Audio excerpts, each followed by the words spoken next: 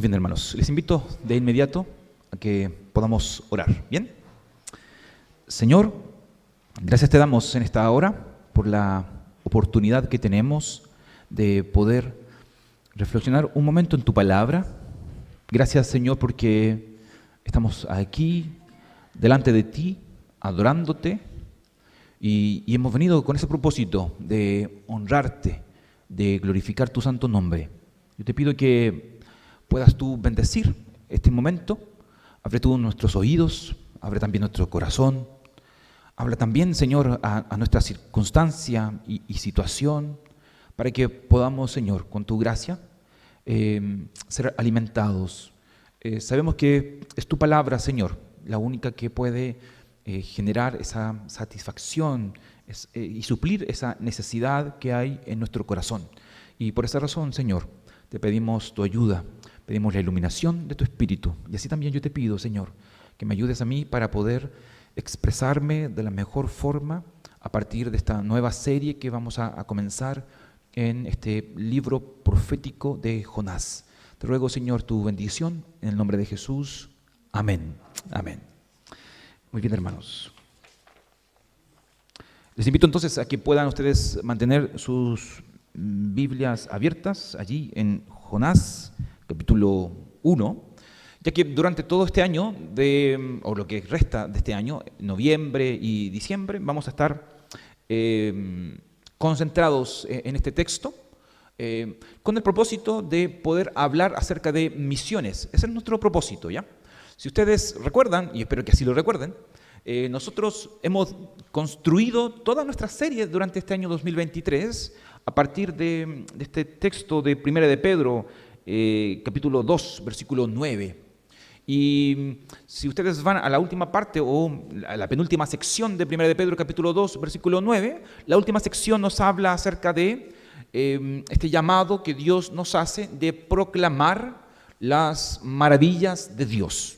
Y pensando en eso, es que nos vamos a enfocar en este libro profético de Jonás con el fin de poder fomentar algo que creo que también es una necesidad y que tiene que ver con evangelización, que tiene que ver con misiones, que tiene que ver con la manera en que ustedes están y yo comunicando el evangelio a otras personas, viviéndolo fuera de la iglesia y también en relación a nuestros amigos, colegas y todos aquellos que hoy no conocen de Jesucristo. Ahora, al enfrentarnos al libro profético de Jonás, hay algunas dificultades que tenemos que enfrentar, ¿ya? El libro de Jonás no es un libro muy fácil, digámoslo así, hoy, en nuestro tiempo moderno, de poder aceptar su contenido. Hay muchos cuestionamientos acerca del contenido de este libro, principalmente por los acontecimientos que ocurren dentro del texto, como esta idea o este suceso donde Jonás es tragado por un gran pez, el crecimiento de una manera repentina de una planta que cubre del sol a Jonás, como aparece ahí en el capítulo 4, etc. Entonces, cuando se piensa en Jonás, hoy no se piensa necesariamente en un libro histórico, en una narración histórica. De hecho, en la actualidad hay varias posiciones con respecto a cómo leer el libro de Jonás. Por una parte, por ejemplo, hay personas que leen este texto, este libro profético de Jonás, como si fuera una alegoría, es decir, una narración simbólica, como el progreso del peregrino, una historia inventada donde cada detalle tiene un significado, algo que enseñarnos a través de símbolos, ¿ya?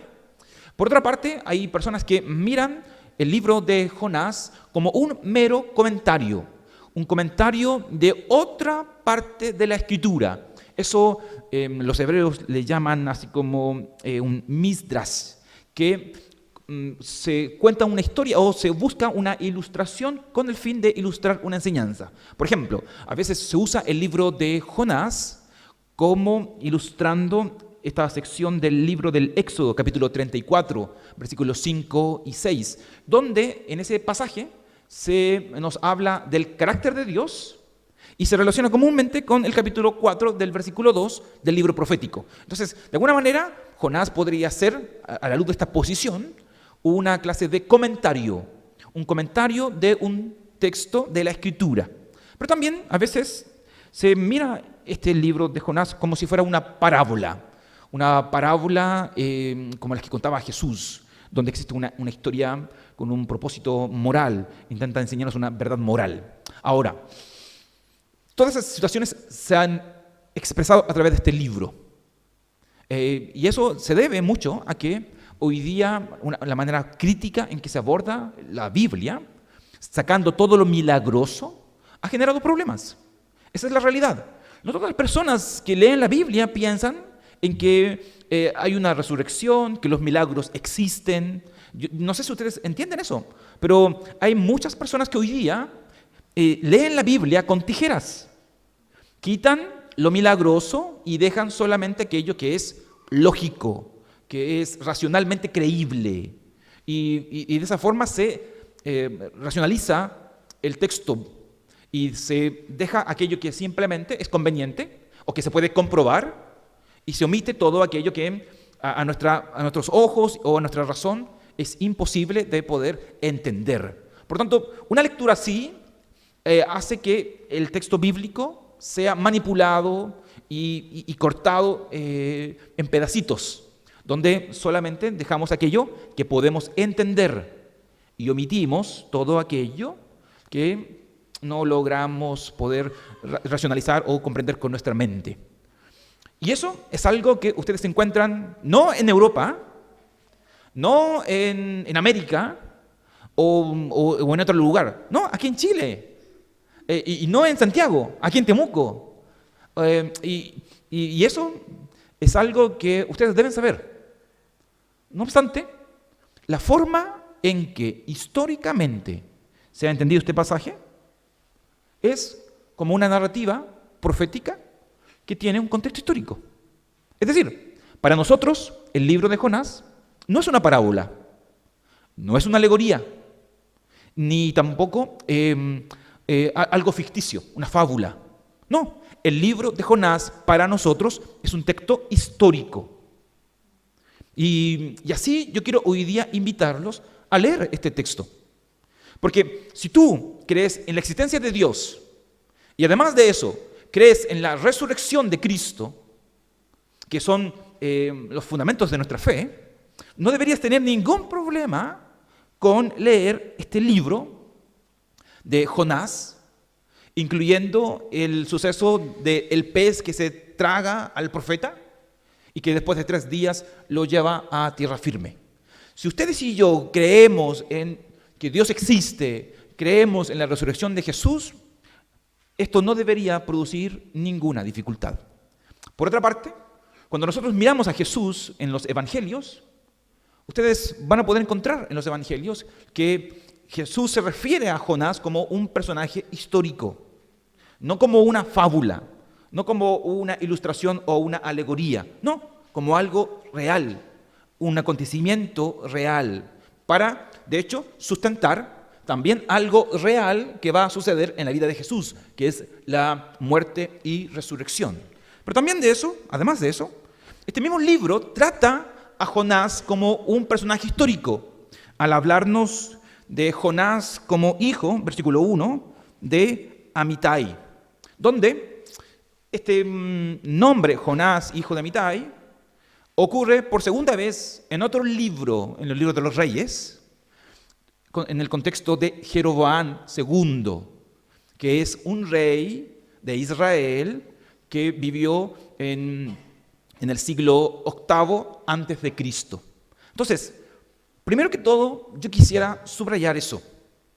Jonás es un libro histórico que ustedes y yo debiéramos leer sin mayores dificultades y que debiéramos aplicarlo y entenderlo como cualquier otro texto en la Escritura. Ahora, hay una segunda cosa sí que es importante también subrayar al introducirnos al libro de Jonás. Y es que Jonás no solamente nos habla de Jonás, sino del pueblo de Jonás. Este libro no es simplemente un libro biográfico. Aquí hay un propósito detrás del autor bíblico. Y es que el texto nos busca mostrar una situación que se da en el contexto de Jonás y de la situación que está también abordando el pueblo de Israel. Israel bajo el reinado de Jeroboam II, este pueblo progresivamente, en el tiempo de Jonás, comenzó a alejarse de Dios. Aun cuando pudo extender su reino, como nos dice el libro de los Reyes, este pueblo, a pesar de la prosperidad, se alejó progresivamente de Dios y comenzó a descuidar el propósito divino. Según el libro de Deuteronomio, capítulo 4, el pueblo de Israel tiene un propósito específico. Este propósito era ser luz para las naciones. ¿Y cómo este pueblo podía ser luz para las naciones? Según Deuteronomio capítulo 4, este pueblo era luz obedeciendo a Dios, obedeciendo las normas de Dios, y a través de su obediencia, practicando los mandamientos de Dios, ellos iban a mostrar a las naciones la forma sabia e inteligente de cómo ellos debían vivir bajo el gobierno de Dios. Pero lamentablemente, este pueblo no estaba haciendo eso. Este pueblo, en lugar de adorar a Dios, ellos estaban adorando ídolos. Y debido a eso, a que se estaban alejando espiritualmente de Dios, a pesar de que ellos estaban prosperando, Dios, a través de Jonás, Él busca hacerlos recapacitar. Hay un pasaje también en Deuteronomio que es bien interesante, donde se nos habla de cómo Dios actúa con su pueblo cuando éste comienza a adorar otros dioses y comienza a tener otras prioridades fuera de las prioridades de Dios. Allí en Deuteronomio capítulo 32, versículos 21 en adelante, se nos dice que cuando el pueblo de Dios busca otros ídolos, otros dioses, y lo deja de lado, Dios responde de la siguiente forma: Él busca a otro pueblo que no es pueblo para producir algo en el pueblo de Israel, que es llevarlo a tener celos, a sentir celos de este pueblo que no es pueblo, pero que Dios está teniendo un trato con dicho pueblo debido a que su pueblo ha dejado de adorarlo, buscarlo, amarlo. Y probablemente la idea que está sucediendo aquí en el texto de Jonás es esa. Jonás nos está hablando de un Dios que está buscando a un pueblo que es Nínive, que es un pueblo perverso, que es un pueblo malvado, que merece toda la ira de Dios sobre ellos, pero que Dios busca advertirles del juicio divino con el fin de tener misericordia, ya que su pueblo, en lugar de amarlo, de servirle, de adorarle, ellos están yendo en pos de otros dioses. Entonces, este texto de Jonás no solamente nos habla de Jonás, sino que nos habla del pueblo de Jonás. Y nos habla también de nosotros, de cómo nosotros necesitamos ser también despertados por Dios para cumplir nuestra misión, para llevar a cabo nuestra misión. Y la misión está totalmente relacionada con la adoración. John Piper dice eso en su libro de Alégrense las Naciones. Nosotros hacemos misión no porque las personas están perdiéndose.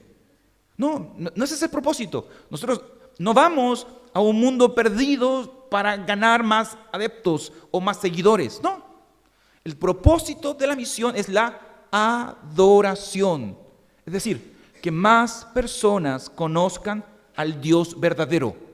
Ese es el propósito de la misión. La misión no es llenar estas bancas vacías. No es así, hermanos. No es tener más recursos. No es tener tanto dinero que podamos construir un templo más grande o que podamos plantar iglesias en otros lugares para de alguna manera ostentar o mostrar lo poderoso que somos. No. Propósito de la misión es la adoración a Dios. Es que muchas más personas conozcan de Dios y lo adoren. Ser luz en las naciones es lo que le tocaba a Israel. Y es obviamente lo que nos toca también a nosotros como el Israel de Dios de hoy. Entonces, este texto es muy breve, entonces hay 3 ideas que yo quisiera subrayar para que podamos reflexionar un momento. Y que obviamente ustedes me van a ayudar si es que están ahí atentos. El texto es muy sencillo, solamente los primeros 3 versos. Luego, en la próxima oportunidad, nos enfocaremos ahí en Jonás, el barco y la tormenta. Pero ahora solamente vamos a enfocarnos en 3 ideas con respecto a la misión. Lo primero que yo quisiera hablar está enfocado en el versículo 1, donde quisiera yo hablar acerca de este Dios que nos llama a su misión, a unirnos a su misión. Y que está allí en el versículo 1, cuando ustedes escuchan, la palabra del Señor vino a Jonás, hijo de Amitai. Esa frase que ustedes encuentran allí es Dios tomando la iniciativa. Dios llamando a un profeta a no crear una misión o un punto de plantación, sino a unirse a el plan de Dios, que es una misión relacionada con Nínive. Es importante entender eso, hermanos. Cuando ustedes y yo trabajamos, evangelizamos, hablamos con otras personas, ustedes y yo estamos uniéndonos a la misión de Dios, porque la mies no es de ustedes y tampoco es mía. La mies es de Dios. Por esa razón es que el Evangelio de Mateo capítulo 9 nos dice que nosotros tenemos que orar para que Dios envíe obreros a la mies de la iglesia Cristo el Salvador. No, para que Dios envíe obreros a la mies de Dios. Entonces, Dios es quien llama, porque el trabajo es de Dios. Y Dios en ese sentido es quien se ocupa de llevar a cabo todo lo que tiene relación con su misión. Él es quien llama, es quien escoge a su obrero, Él es quien envía. Y este texto en sí, el libro de Jonás, es muy relevante con respecto a eso. Nuevamente, a veces nos equivocamos cuando miramos el libro de Jonás simplemente como un libro biográfico y pensamos que este texto nos habla mucho acerca de Jonás, pero no es así, ¿saben? Este libro nos habla mucho, no de Jonás, ni tampoco de Nínive. Este texto nos habla mucho acerca de Dios y de cómo Él obra, de las cosas que Él hace. Porque si ustedes miran el versículo 1, Dios no solamente llama, Él hace que todo lo que ocurre dentro de este libro suceda. Todo lo que sucede en este libro es movido o llevado a cabo por Dios. Por ejemplo, si ustedes observan el versículo 4, es Dios quien crea la tormenta. Si ustedes ven el versículo 17, es Dios quien dispone un pez para salvar a Jonás. Si ustedes observan el capítulo 2, versículo 10, es Dios quien lleva nuevamente al pez a vomitar a Jonás y llevarlo a tierra firme. Si ustedes observan el capítulo 3, versículo 1, nuevamente es Dios quien está llamando a Jonás para que cumpla su mandato. Es Dios quien perdona a Nínive, según el capítulo 3, versículo 10. Es Dios también quien dialoga con Jonás cuando está airado y frustrado, allí en el capítulo 4. Es Dios también quien planta una planta para cubrir a Jonás del sol. Y es Dios también que pone un gusano para herir dicha planta, y así sucesivamente. Dios, en este libro de Jonás, es el agente principal. Es aquel que hace todo. Este libro nos habla más a nosotros de Dios que de Jonás o que de Nínive. Y es importante considerar eso, porque las cosas que suceden no acontecen, porque sí, no suceden solas. Este libro nos da testimonio de que todo lo que ocurre es por Dios. Todo toma su curso por Dios. Y eso es muy, muy aplicativo para nosotros. Porque a veces nosotros pensamos de que la suerte, la casualidad, tiene alguna oportunidad o intervención en nuestra vida. Y no es así. Nosotros no creemos en la suerte, no creemos en la casualidad. Nosotros creemos en el propósito de Dios. Nosotros creemos en eso. Y este libro de Jonás nos muestra eso. Por esa razón es que estamos en el lugar que estamos y somos las personas que somos. Por esa razón es que tenemos los defectos que tenemos e incluso también tenemos las virtudes que tenemos. Por eso tenemos 3 hijos en relación con mi esposa y yo, y no 1 o 2. Por esa razón es que tú tampoco no tienes hijos, quizás, o no estás casado. Dios tiene un propósito y todas las cosas que ocurren y suceden tienen que ver con dicho propósito. Y es importante entender eso, porque de esa manera nosotros podemos acudir a alguien cuando no entendemos las cosas, cuando las cosas nos sobrepasan, cuando no encontramos una salida. Si Dios es el causante de todas las cosas y es quien guía nuestras vidas por el camino por el cual tú y yo estamos transitando, ojo, no es casualidad, ahí hay un propósito. Entonces, no te duermas, no te desanimes, porque si Dios tiene un propósito, Él va a llevar a cabo su propósito en tu vida, con tu ayuda o sin tu ayuda. Porque de hecho, eso es lo que ocurre aquí con Jonás. Ustedes observan a un Jonás que se opone al propósito de Dios. Pero Dios, aún así, cumple su propósito. Aquí obviamente el que sufre es Jonás. Pero, lo cual obviamente nos deja a nosotros una lección, cuando nosotros no somos personas sumisas a su voluntad. Sufrimos, evidentemente, pero el propósito de Dios se cumple. Entonces, eso es lo primero que podemos subrayar aquí. Dios es quien llama a su misión, para que tú, para que yo participemos. Y ahí obviamente es donde tú y yo deberíamos preguntarnos, ¿qué tan sumisos estamos a cumplir dicho propósito, a unirnos a su misión? Y yo quisiera también aquí bajar un poco las expectativas, ¿ya? Misión es mucho más que simplemente irse al extranjero. Es mucho más que simplemente evangelizar en la calle o ser alguien, un influencer, no sé, o alguien que pueda captar muchas personas. No, tu misión, padre que me escuchas, son tus hijos. Tu misión, esposo que me escuchas, es tu esposa. Madre que me escuchas, es tu esposo. Miembro de la iglesia presbiteriana, es tu iglesia. Tú que trabajas no sé dónde, allí Dios tiene una misión para ti. Tú que estás soltero, Dios tiene una misión para ti en esa condición. Tú que quizás estás caminando en dirección contraria a la voluntad de Dios, ojo, que Dios te está llamando para que regreses, para que no seas obstinado y no seas un Jonás, porque Él también tiene un propósito para ti. Entonces, tratemos de bajar las expectativas y miremos nuestra vida a partir de este pasaje, de este texto. Dios es quien llama. Ahora, el problema sí, y esa es la segunda idea que yo quisiera transmitir, es que cuando el llamado de Dios se manifiesta en nuestra vida, es un llamado incómodo.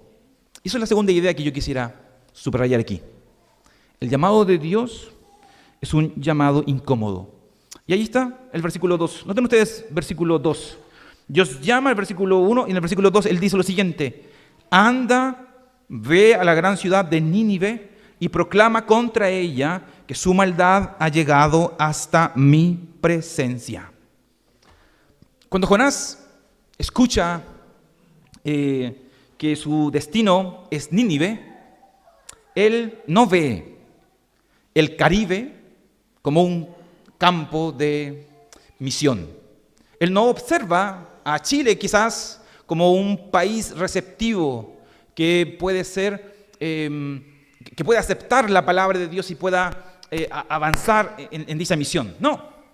Cuando él escucha a Nínive, él sabe que él va a enfrentarse a un tremendo desafío.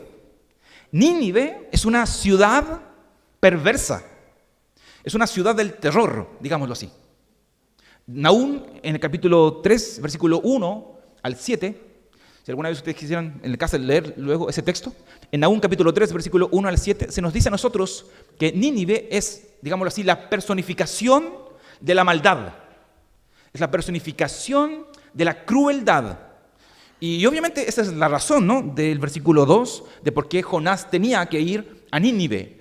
Él tenía que enfrentarlos con su pecado, con su maldad. Porque Nínive no era un vaso de leche. Nínive era una ciudad súper, hiper, ultra, macro, difícil. Y que iba a sacar a Jonás de su confort, de su comodidad. Es importante también notar aquí una cosa.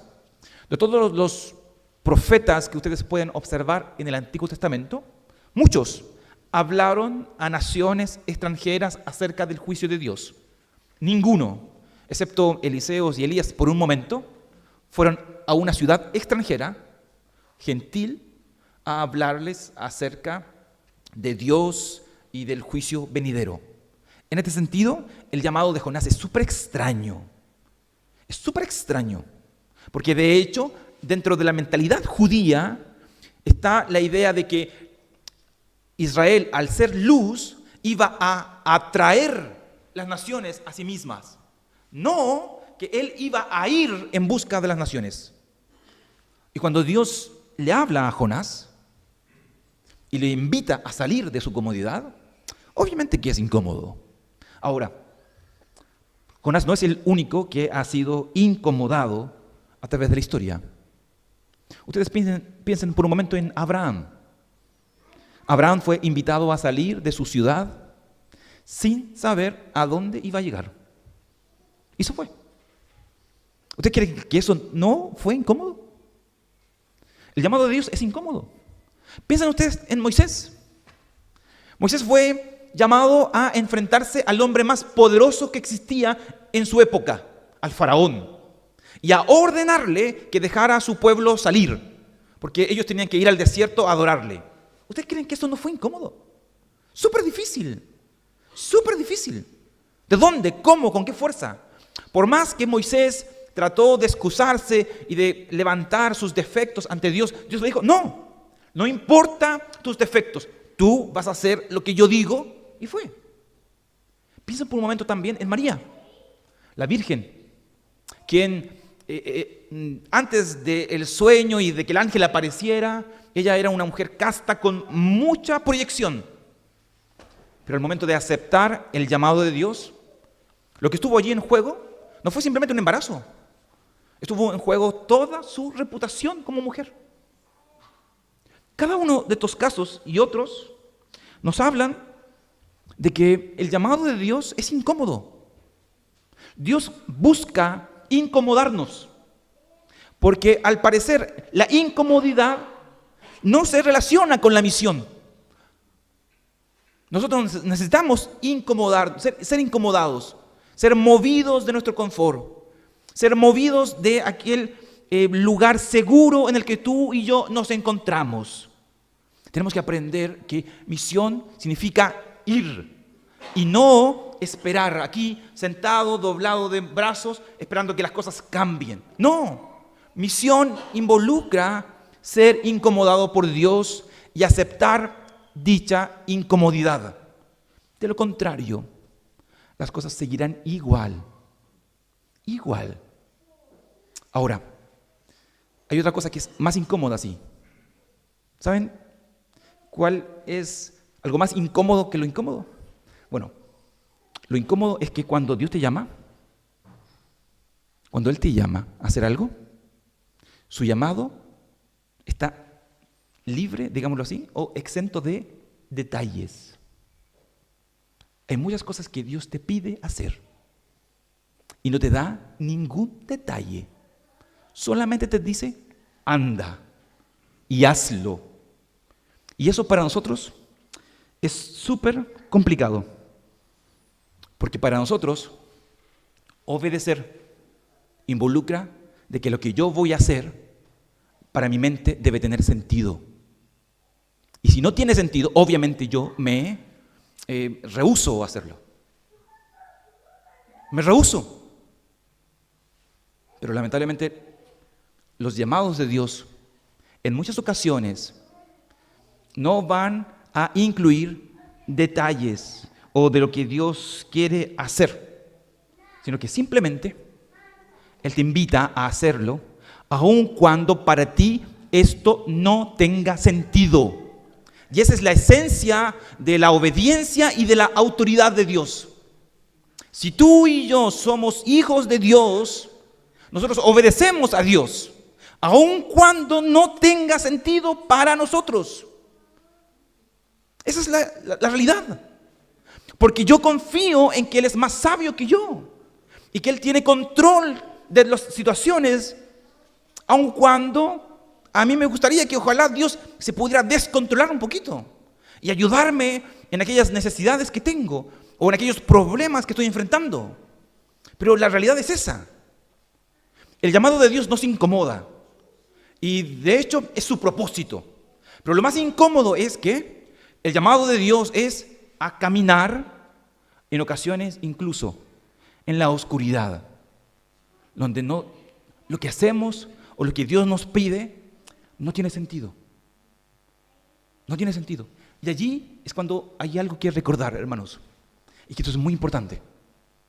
Cuando Dios te llama, no importa lo que sea, cuando Dios te llama, Él te llama a alguien, no a hacer algo o ir a un lugar. No, Dios te llama a alguien. Es decir, Dios te llama a tener una relación personal con Él sobre todas las cosas, antes que ir a un lugar o cumplir con una tarea. Os Guinness dice eso en su libro El llamamiento. Cuando Dios te llama, Él está llamándote para tener una relación con Él y no necesariamente a que vayas a un lugar o a hacer una clase de tarea. Porque lo primero y lo más importante en el llamado es que tú estés ante su presencia, tengas una relación profunda con Él y escuchando su voz, tú le obedezcas. Pero eso es lo que Jonás aquí rechaza. Porque noten ustedes que Jonás no solamente rechaza el llamado de ir, sino que él rechaza a Dios mismo. Versículo 3. Y Jonás se fue, pero en dirección a Tarsis, para huir del Señor. Bajó a Jope, donde encontró un barco que zarpaba rumbo a Tarsis, pagó su pasaje y se embarcó con los que iban a esa ciudad, huyendo así del Señor. ¿Se dan cuenta? ¿Cuál fue la respuesta de Jonás ante el llamado de Dios? Huir. Ir en dirección contraria. Eso es lo que nosotros podemos llamar una desobediencia de forma deliberada. No es un accidente. Deliberadamente, conscientemente, Jonás hizo lo que no se le ordenó. Él fue en una dirección contraria, a costa de todo. Hasta aquí el texto no nos dice a nosotros por qué hace eso Jonás. Vamos a tener que esperar hasta el capítulo 4 para poder observar eso. Pero aquí nuevamente es importante tirarle un salvavidas a Jonás y decir, Jonás no es el único, obviamente, que tiene problemas con el llamado de Dios. En la Biblia tú encuentras a un Jeremías que debido a la presión que él estaba sufriendo, en el capítulo 20, versículo 9, se nos dice de que él quiso de alguna manera silenciar la palabra de Dios. Pero el texto nos dice de que la palabra de Dios era tan potente, era como un fuego ardiente, que no pudo. Pero no solamente Jeremías quiso silenciar su propósito o ir en contra de su propósito, sino que piensen ustedes también en Elías. Elías también quiso renunciar por miedo. Él quiso correr, esconderse a causa de Jezabel. Entonces, obviamente, Jonás no es el único. Y probablemente no será tampoco el único en este mundo. Piensen ustedes cómo debe ser de doloroso para un misionero tener que enfrentarse a una ciudad hostil, donde dicha ciudad o dichos ciudadanos buscan hacerle daño a él, a su familia, a sus hijos.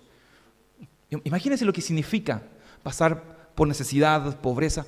Posiblemente muchos lidian con este tema de huir de Dios.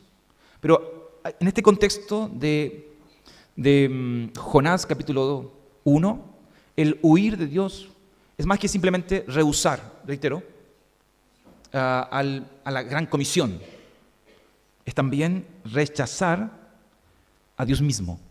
Esta idea de huir del Señor o huir de la presencia del Señor tiene como propósito, en el caso de Jonás, suspender esta relación íntima que Jonás tiene como profeta con Dios. Él, de alguna manera, está haciendo lo que Moisés nunca quiso: avanzar sin la presencia de Dios y ser independiente.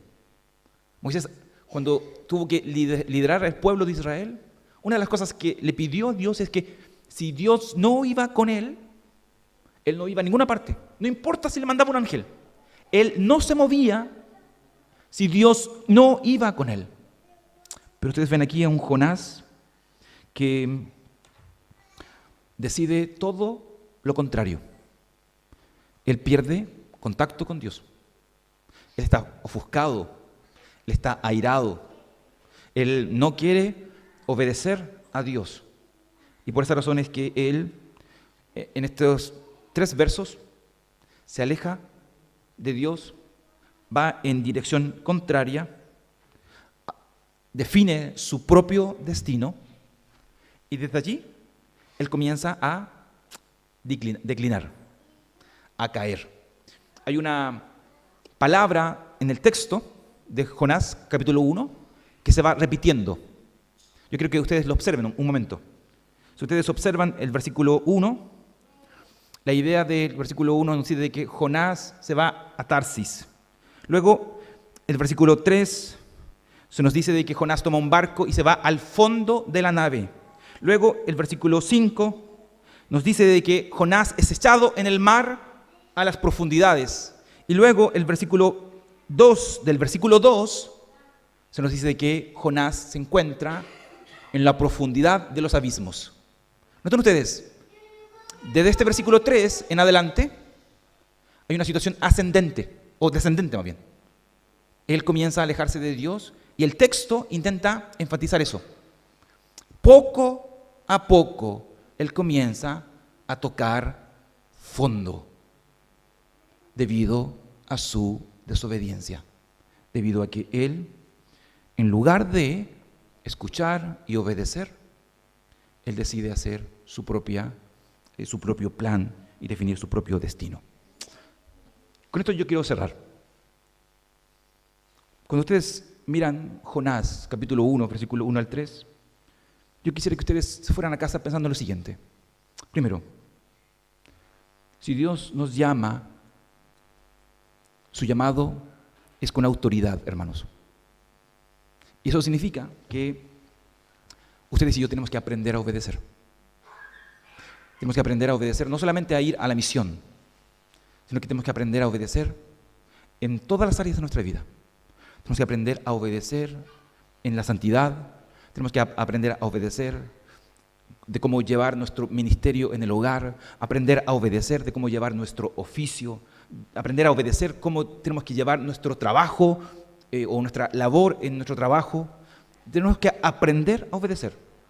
El ministerio que cada uno de nosotros tenemos es un ministerio que ha sido dado por Dios y tenemos que aprender a someternos a Él con el fin de glorificar a Dios.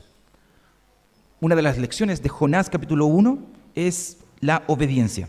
Segundo, si el llamado de Dios aparece en nuestra vida, ustedes y yo tenemos que aprender de que este llamado de Dios es un llamado a movernos, no a quedarnos en nuestro confort, en nuestra comodidad. El llamado de Dios involucra lidiar con dejar cosas que son buenas, que nos agradan, que nos gusta, pero que de alguna manera, bajo el propósito divino o para el propósito divino, no son necesarias y que necesitamos movernos. Y en ese sentido, yo quisiera que ustedes pudieran pensar un poquito en esta idea de misión, plantación de iglesias, crear un punto de predicación. Hoy día nosotros estamos bien al norte de la ciudad. Hay muchos hermanos que vienen del Fondo del Carmen, hay muchos hermanos que vienen de Labranza. ¿Por qué no pensar en crear un punto de predicación en el Fondo del Carmen y en Labranza y quedarse por allá? ¿Por qué no pensar en eso? Obviamente que estar aquí es cómodo, porque tenemos un edificio, tenemos músicos, hay un pastor, hay oficiales. Hacer algo en Labranza o hacer algo en el Fondo del Carmen es comenzar de cero. Es incómodo. Pero ¿por qué Dios no podría estar llamándonos a hacer algo nuevo? Si Dios nos llama, su llamado va a ser incómodo. ¿Cuán dispuesto estás tú a dejar esta comodidad? Pero también creo que cuando el llamado de Dios se presenta en nuestras vidas, reitero, nosotros tenemos que aprender a que su llamado no consiste en quedarnos aquí, a mirarnos y a esperar. No, nuestro llamado es a ir. Y ahí yo creo que también es importante subrayar algo. Quizás la mayoría de ustedes que hoy día están aquí no porque hemos salido a buscarlos. La mayoría de ustedes que están aquí hoy es porque probablemente llegaron, vieron un anuncio en Facebook o en Instagram, o vienen de otra iglesia y se sumaron acá. Pero no hemos ido a buscarlos. Y eso es una realidad. No somos una iglesia que va, somos una iglesia que espera. Pero no es así como funciona esto. Las cosas funcionan de una manera diferente. Dios nos llama a ir, no a esperar sentado aquí a que ocurra un milagro. ¿Me entienden? Ese es el llamado de Jonás. Yo sé que puede ser incómodo, pero es el llamado de Dios también. Pero también, y por último, el llamado de Dios, reitero, no es simplemente a un lugar o a hacer algo. El llamado de Dios es a estar con alguien, con Dios, y hacer su voluntad, disfrutar de su presencia. Y lamentablemente Jonás, en lugar de aprovechar ese privilegio, él lo desechó a través de su desobediencia. Yo te ruego, por favor, tú que quizás puedes estar siendo llamado por Dios a hacer algo, no te preocupes por ese algo, sin antes preocuparte por ese alguien, por Dios. Dios, Él es la base de nuestra misión. Él es el motivo de nuestra misión, es el motor de nuestra misión. Es la razón de por qué estamos aquí también. Y es la razón también de por qué nos iremos a otro lugar a plantar una iglesia, si es su voluntad. Vamos a orar. Señor, yo te ruego que tú uses tu palabra en nosotros en esta ocasión que vamos a comenzar una serie acerca de la misión, a pensar un poco en los de afuera. Y yo te ruego, Señor, que tú despiertes nuestro corazón para poder buscarte y unirnos, Señor, a tu misión. Ayúdanos, Señor, llámanos a salir de nuestra comodidad. Llámanos a poder, Señor, hacer tu voluntad y permítenos poder obedecerte, aun cuando no tengamos muchos detalles o tú no nos indiques necesariamente los resultados que esto producirá. Ayúdanos a confiar en ti, ayúdanos a obedecerte, sobre todas las cosas a obedecerte, Señor. Te ruego que nos permitas poder entender que el Evangelio eres tú. El Evangelio eres tú. Tú nos has llamado a relacionarnos contigo. Eres tú quien ha venido a este mundo a morir por nosotros. Tú no has esperado que nosotros vayamos allá donde tú estás. Eres tú quien ha descendido. Eres tú quien ha muerto. Eres tú quien nos ha llamado. Eres tú quien nos ha salvado. Te damos gracias por eso. Ahora ayúdanos a nosotros a ir, a buscar y a predicar tu evangelio a aquellos que aún no te conocen y que no se relacionan contigo. Te suplico, Señor, tu ayuda. En el nombre de Jesús. Amén.